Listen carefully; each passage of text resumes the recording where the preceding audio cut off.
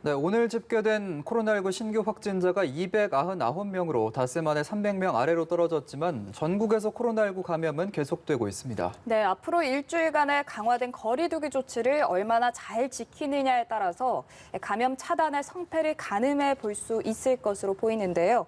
오늘 이 시간 최재욱 대한의사협회 과학검증위원장, 오창석 시사평론가 두 분과 관련 내용 짚어보겠습니다. 어서 오세요. 어서 오십시오. 안녕하세요. 자, 수도권 같은 경우에 지금 확산세가 상당하기 때문에 강화된 사회적 거리 두기가 시행이 되고 있고 서울시 같은 경우에는 1,000만 시민 멈춤 주간을 선언하면서 좀 일상을 포기하는 각오로 좀 방역 수칙에 힘써줄 것을 당부하기도 했습니다. 지금 통계상으로는 조금씩 확진자가 좀 줄어들고 있긴 한데 감염 확산의 좀 최고점, 변곡점을 찍었다라고 하기에는 아직 좀 무리가 있는 상황이겠죠. 네, 아직은 좀 더 경향을 들어봐야 될 것 같습니다. 우선 그 통계 자료라는 거를 이제 조금 더 정확하게 말씀드려야 될 것 같은데요. 오늘 299명 나오지 않았습니까? 네. 그러나 299명 오늘 수치는 검사 대상이 14,800명 정도로 해서 검사 나옵니다. 즉 통상은 평일은 보통 2만 건 이상 검사를 합니다. 그래서 한 25% 줄은 거니까 당연히 검사도 양성도 20% 줄었겠죠. 그래서 그걸 감안하면 아마도 한 350명 정도가 2만 건을 다 검사 평일처럼 했다면 그 정도쯤일 수 있기 때문에 그걸 감안해서 좀 보고요. 네. 그런 면에서 봤을 때 정점을 찍었다라고 볼 수는 있겠습니다만 그 정점을 찍은 부분이 계속 갈 거냐 부분은 앞으로 며칠 좀 들여다봐야 되고요. 다행히도 지난 열흘간 그 발병 숫자를 보시면 19일 297명에서부터 23일 397명, 아시다시피 27일 441명, 41명, 그리고 오늘 이렇게 해서 좀 400명을 넘었다 계속 이제 오르락내리락하고 있는 거여서 더 이상 증가하지는 않는 추세가 열흘 정도 계속 지속되고 있고요.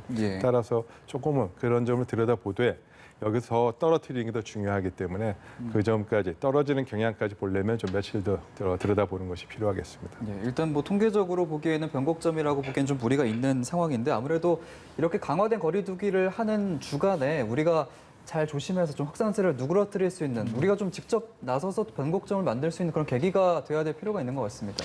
네, 일단 헬스장을 포함해서 자유업으로 등록된 이제 필라테스업 등등 모두 이제 제한 조치에 들어가게 됐고요. 서울 시내 같은 경우는 심야버스, 마을버스 그리고 혼잡 노선 20개 노선을 제외한 325개의 서울 시내 버스 역시 20% 감축 운행한다고 발표를 했습니다. 이 부분 역시 서울 시민들이 지켜줘야 될 것 같고요. 음식점을 포함한 16만여 곳의 일반 음식점 역시나 단속 대상입니다. 그리고 1,040개 조로 운영되는 2,160명의 특별 단속반이 지금부터 움직일 텐데요. 일단은 집합 제한 조치의 명령을 따라야 되고 이 조치 명령을 어길 경우에는 집합 금지 조치를 받게 됩니다.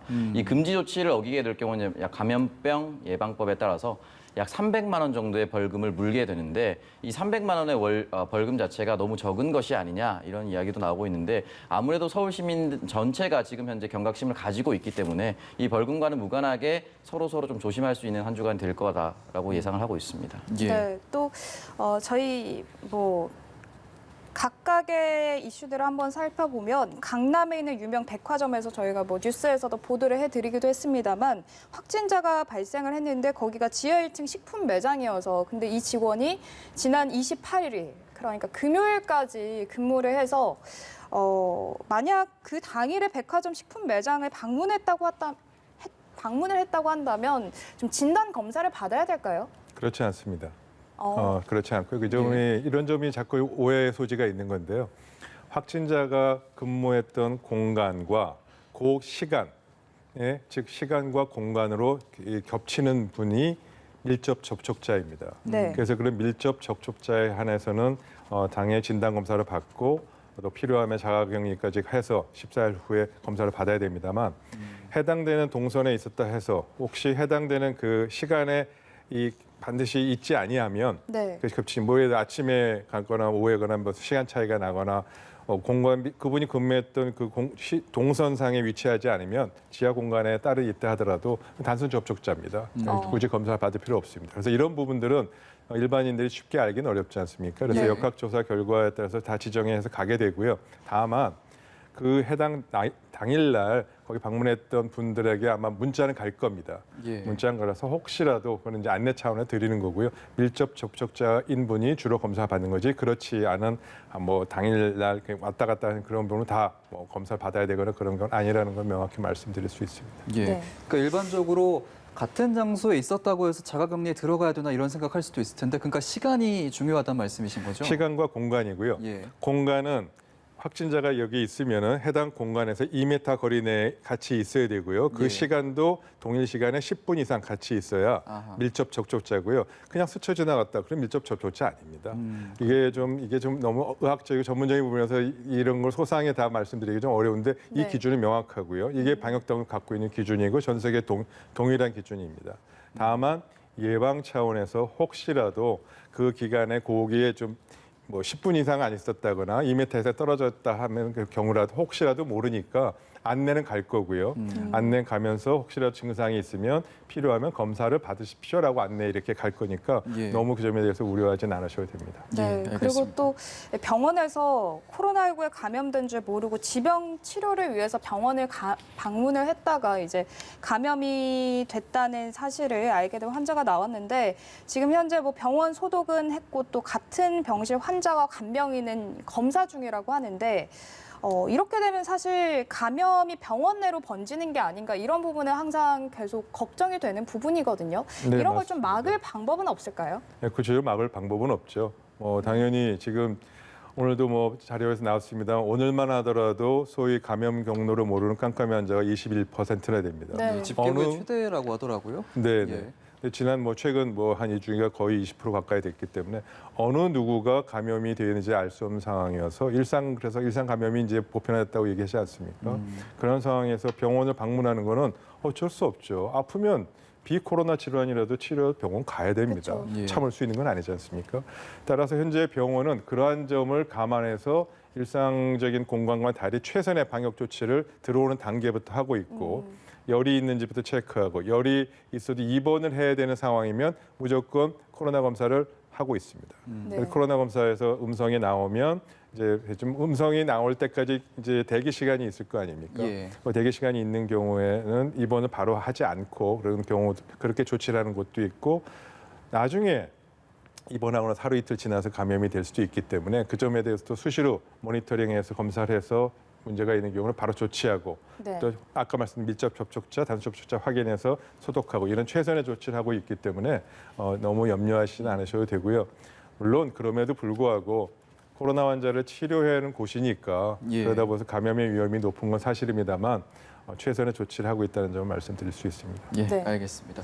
저희가 지금 사례별로 좀 살펴보고 있는데요. 또 다른 사례를 보면 한양대 기숙사에서 코로나19 확진자가 발생을 했습니다. 이 기숙사 같은 경우에는 이제 학생들이 굉장히 많고 또 학생들의 특징상 좀 활동 반경이 좀 넓기 때문에 이 부분은 좀 굉장히 우려가 되는 것 같습니다, 사회적으로.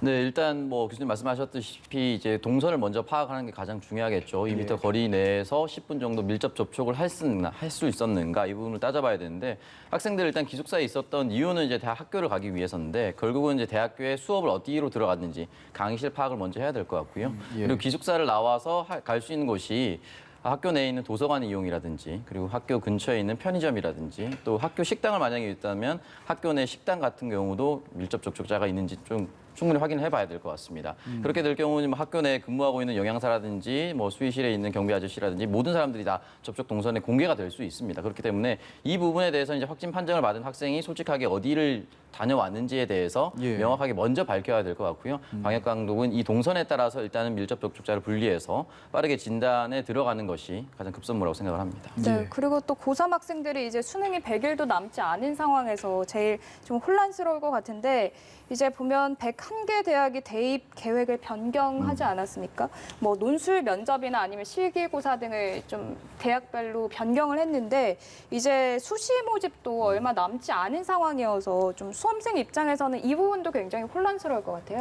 네, 사실 그 고3 수험생이 있는 집안은 부모님도 고3 수험생이 된다 이런 말씀을 하실 정도로 네. 그렇죠. 모든 일련 일정을 같이 따라가게 되는데요. 참 올해 고3 수험생들이 그 어떤 고3 수험생들보다 힘든 시기를 보내고 있다고 저는 생각이 들고, 말씀하셨던 이 101곳이라 서울시라는 추산치는 이제 대학 협의회에 소속된 곳입니다. 네. 대학 협의회 198곳 중 101곳이 이런 결정을 내렸고요. 예. 논술과 면접, 실기를 조정한 곳이 96곳에 해당합니다. 그리고 실기를 축소한 곳은 24곳에 해당하는데 이 실기 중에 예체능 학교들도 많이 포함이 되어 있습니다. 특히 체육대학교를 들어가는 학생들 중에는 오래 달리기를 일부러 이제 시험에서 배제하는 경우도 있습니다. 중요한 거는 시험을 볼 때도 비말이 튈 수가 있지만 이 오래 달리기 시험을 위해서 또 연습을 해야 되지 않겠습니까? 예. 그 연습을 하다가도 또 어떻게 될지 모르기 때문에 일부 대학에서는 이 오래 달리기를 아예 하지 않는 추세도 있고요. 서울대 같은 경우는 출결과 봉사활동 점수를 이 정시에서 아예 배제시키겠다. 그리고 감점시키지 않겠다라고 얘기를 했습니다. 그도 그럴 것이 사실 올해 활동 자체가 학생들이 할 수가 없었기 때문에 출결의 부분에서도 분명히 이제 제한스러운 부분이 있었을 것이고 네. 봉사활동 자체는 아예 갈 수가 없었을 겁니다. 그렇기 때문에 이런 부분에서는 기존 그러니까 전년 대비해서 할 수 없는 것들은 천천히 이제 제외하고 있는 실정이고 지금 각 학교별로 지금 일정도 좀 조정을 하고 있습니다. 네. 또 9월 초만 하더라도 9월 초에 당장 면접이나 논술을 준비했던 학교들 같은 경우는 지금 천만 거리두기를 하고 있기 때문에 또 역시나 한 주 정도 미뤄지고 있기 때문에 예. 각 대학별로 빠르게 좀 정보를 습득해야 될 것 같습니다. 예, 수험생들 입장에서 혼란스러울 수도 있는데 전형 확인 좀 잘 해주셔야 될 것 같습니다. 지역별 사례도 좀 살펴보겠습니다. 제주도 시청과 도청에 확진자가 다녀가서 부분 폐쇄가 됐는데요. 이 확진자가 앞서 이제 거짓말로 온천 방문 사실을 숨겼던 목사 부부에 의해서 2차 전파가 됐었는데 방문 판매업자, 화장품 방문 판매업자라고 하거든요. 사실 이전에도 우리가 이 방문 판매업과 관련된 확진 사례가 좀 많았기 때문에 이 부분을 좀 우려가 되는데 어떻게 좀 보고 계신지요? 네, 뭐 말씀하신 대로 이제 방문 판매의 경우 불특정 다수를 밀폐된 공간에서 같이 그렇죠. 이제 판매 활동을 하다 보니까 감염 위험이 높습니다. 따라서 지금 이제 조사를 해봐야 되겠죠. 이제 이 환자로 인해서 방문 판매 종사하는 과정에서 추가 전파가 얼마나 발생했는지 봐야 될 것인데요. 예. 아마 제가 알고 있기로는 방판업체가 지난 한참 오래전부터 영업이 좀 제한된 걸로 알고 있습니다. 그래서 네. 이 부분에 대한 거는 이제 추가 조사한 결과를 통해서 확인될 사항이라고 봅니다. 그렇군요. 지금 제주도 게스트하우스별 감염도 계속 이어지고 있는 상황인데요. 경찰이 집합금지 명령을 위반한 6개 업소를 적발했다고 하는데요. 이 부분 좀 어떻게 보고 계십니까? 네, 일단 제주특별자치도가 34곳을 이제 집중 단속을 했습니다. 예. 이 34곳 중에 이제 6곳이 적발이 됐는데 이 6곳도 조금 성향이 다른 것이 4곳은 이제 집합 제한 조치 명령을 위반했는데 그중에 방역 수칙을 위반했습니다. 예. 이 부분은 다시 점검할 필요가 있는데 중요한 건 나머지 2곳입니다. 한 곳은 집합 금지 명령을 위반했습니다. 이건 법률에 저촉되기 때문에 형법상 처벌을 받을 수가 있고요. 나머지 한 곳은 가장 심각한 것이 미신고 업소입니다. 아예 신고조차 되지 않은 업소이기 때문에 이 부분에 있어서는 과연 그 게스트하우스에 들어간 분들도 이걸 인지했는지는 모르겠지만 아마 법적으로 보호받을 수 있는 것이 아무것도 없을 것입니다. 그렇기 때문에 이 부분에 대해서는 이 미신고 업소 같은 경우는 그 게스트하우스 업주가 훨씬 더 큰 처벌을 받을 가능성이 있고 일단 제주도의 게스트하우스 자체가 제주도민이 갈 확률이 굉장히 적습니다. 그렇죠. 그렇기 때문에 타지에서 온 사람들이기 때문에 이 부분에 대해서는 사실 본인 스스로가 조금 더 조심했었어야 됩니다. 제주도 같은 경우는 다른 지역에 비해서 사실 확진자 수가 거의 없었거든요. 청정 지역으로도 분류가 됐었는데 결국 제주도에 있었던 확진자는 외지인입니다. 이 외지인들 중에서도 이렇게 밀접 접촉을 할 수밖에 없는 특히나 이 게스트하우스 같은 경우는 이제 사진이 많이 떠돌고 있는데 네. 마스크도 없이 이 술파티를 벌이는 등의 이런 사진들이 많이 공개가 돼서 다른 국민들로부터 이제 비판을 많이 받고 있는데 이런 부분 자체를 사실은 이제 게스트하우스를 방문하는 국민들 스스로가 조금 더 조심해야 되고 이런 부분이 있으면 바로 나오거나 또는 경찰에 신고하는 것이 좋을 것 같습니다. 네, 알겠습니다. 말씀하신 것처럼 좀 이런 시기에는 위험한 장소로 분류될 수 있는 곳은 여행 계획을 하실 때 좀 자제해 주시기 바란다라는 말씀 드리고요. 또 아까 교수님께서 말씀하신 것처럼 최근 2주 동안 깜깜이 환자 비율이 21.5%로 최정점을 찍었다라고 말씀해 주셨는데 이제 오늘부터 2.5단계 시행에 나서지 않았습니까? 그렇다면 이제 앞으로 8일간의 이 2.5단계의 실효성을 좀 내기 위해서 사람들의 지침도 굉장히 따르는 것도 굉장히 중요할 것 같은데 교수님께서 보시기에는 뭐 구체적으로 어떤 지침이 지금 현 상황에서 더 필요하다 이렇게 보시는지요? 글쎄요, 지금 2.5단계에 해당하는 그 사회적 거리두기 부분은 뭐 모든 측면에서 다 지켜야 되는 부분이고요. 네. 자, 그런데 한번 생각해 보십시오. 2.5 단계에서 지금 얘기한 구체적인 그런 부분들은 최소한의 방식이고요. 결국 개개인이 모두 개인 위생과 이런 사람 간의 만남이라든지 이런 부분을 자율적으로 지켜줘야 되지 않겠습니까? 네. 근데 이 점에서 굉장히 중요한 포인트가 하나 있는데 또 제가 굉장히 우려하는 부분 중에 하나입니다. 아직도 많은 국민들은 실질적으로 내가 어떤 특정 집회에 참석하지 않았다거나 교회라든지 이런 알려져 있는 그런 감염의 그 고리라고 얘기하는 뭐 교회에 참석하지 않았기 때문에 나는 좀 괜찮을 것이다라고 생각하는 사람들이 많습니다. 네. 근데 이 부분은 굉장히 중요합니다. 그것 때문에 이런 사회적 거리두기나 개인 위생이 좀 소홀한 경향이 있었던 거 사실이고요. 이 부분을 빨리 보완해야 되는데 지금 말씀하신 대로 이 소위 감염 경로를 모르는 경우가 21%라는 건 일상 어디서 그런 모임과 관계없이 집회와 관계없이 감염될 수 있다는 걸 의미하지 않겠습니까? 예. 그래서 이 점을 좀 명확하게 밝히는 것이 필요하고요. 정부 당국도 메시지 정확하게 주어야 됩니다. 실제로 서울, 경기뿐만 아니고 전국적 데이터도 마찬가지고 뭐 예를 들어 서울만 하더라도요. 지금 문제가 서울부터 시작한 거니까. 네. 지난 14일 32명 신규 확진자에서 시작해서 전국 데이터와 똑같이 27일 154명 그리고 오늘 116명 이렇게 해서 네. 결국 정체 상태입니다. 피크는 찍었습니다. 정체 상태로 됐다는 만큼 말씀드릴 수 있는데 예. 결국 지금도 뭐 신규 환자가 나오고 있습니다만 특정 교회라든지 8.15 집회와 관련된 부분이 이제는 주요한 원인이 아니다는 것을 명확하게 국민들한테 메시지 던져주고 이러한 것과 관련 없이 사회적 거리두기 보편적으로 누구든지 다 해야 된다라는 그런 프레임을 명확하게 언론도 그렇고 던져줘야 되는데 아직도 자꾸 어떤 특정 교회 아직도 어떤 집회 얘기만 자꾸 하니까 사람들은 그것만 자꾸 조심하게 되거든요. 예. 이 점은 좀 명확하게 지적을 해줘야 되고 제가 뭐 특정 교회라든지 집회가 중요하지 않다는 게 아니고 네. 그 부분도 당연히 더 중요하고 아직도 검사 안 받으신 분들은 검사 받으셔야 되지만 예. 그거 이외에 이제는 전 국민이 그런 프레임에 관계없이 다 지켜야 된다라는 점 명확하게 밝혀주시는 것이 방역 당국의 올바른 태도라고 보이고요. 그런 면이 지금 얘기하는 이 추세를 꺾을 수 있느냐 없느냐의 중요한 관건이라고 생각합니다. 예. 의료계에서 이제 일부는 2.5단계로 가는 게 아니라 애초에 사회적 거리두기 3단계를 갔어야 되는 게 아니냐라는 얘기도 나오거든요. 이 부분은 교수님께서 어떻게 생각하십니까? 네, 뭐 저도 의료인은 3단계가 필요하다면은 당연히 가야 된다고 저도 생각했는데 예.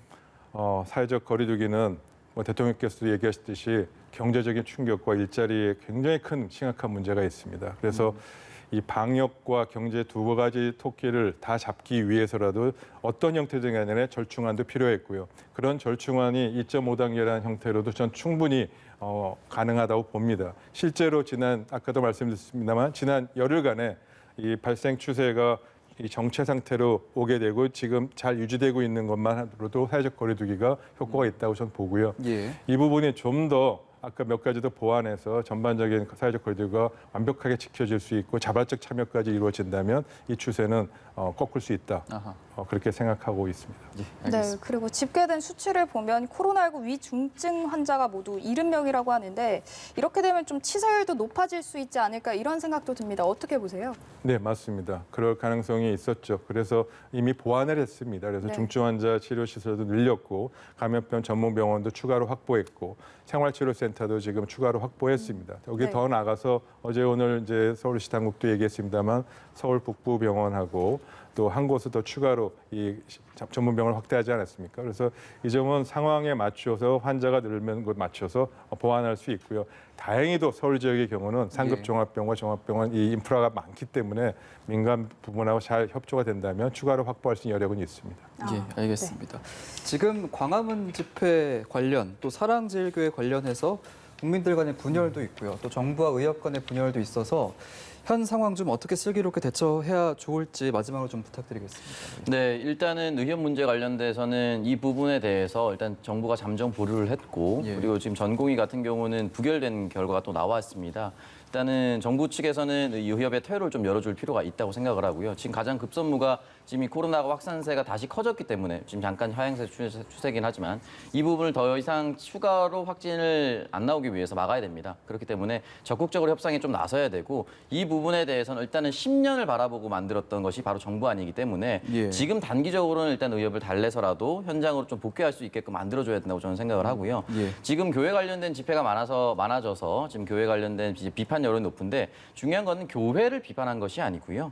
교회에 많은 사람들이 모였고 집회에 대규모 확진자가 나왔기 때문에 그 현상을 비판한 것입니다. 그렇기 때문에 이걸 종교 탄압으로 볼 수는 없다라는 것 좀 말씀드리고 교회뿐만이 아니라 대규모 인원이 모일 수 있는 모든 곳에 대해서 국민들께서 이제 경각심 좀 가져야 된다. 3단계로 격상이 되진 않았지만 3단계는 이제 10인 이상 모임입니다. 예. 그렇기 때문에 국민들이 자발적으로 10인 이상이 모일 수 있는 모임이라든지 단체 행동은 조금 더 삼가해 주시고 일단은 9월 6일까지 일단 서울시가 했던 이 방역 조치, 아주 수준 높은 방역 조치, 사실 3단계로 바로 갈 수 없기 때문에 이 중간에 절충안이라고 저는 생각이 드는데 예. 이 절충안이 끝나는 시점까지는 최대한 좀 자제를 해주시는 것이 앞으로 훨씬 장기적으로 봤을 땐 좋을 것이다라고 저는 생각이 듭니다. 예, 알겠습니다. 네, 알겠습니다. 코로나19에 대해서 전문가 두 분과 이야기를 나눠봤는데요. 오늘부터 2.5단계로 이제 격상을 한 만큼 국민들도 사회적 거리두기 꼭 잘 지켜주시길 바라겠습니다. 지금까지 최재욱 대한의사협회 과학검증위원장, 오창석 시사평론가 두 분과 얘기 나눠봤습니다. 고맙습니다. 고맙습니다.